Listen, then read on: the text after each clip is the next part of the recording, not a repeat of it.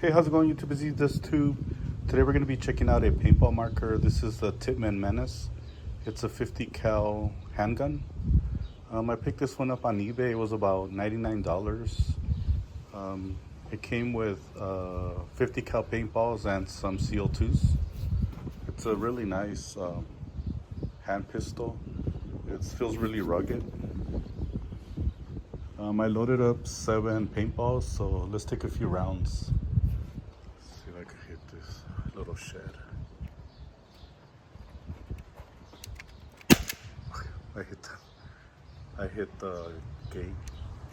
I hit the little shed. Let me try this tank. I missed it. Got it. Oh. It shoots pretty well. You could have like a side marker at the paintball field if you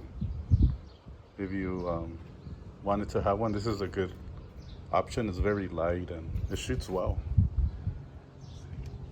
I got it.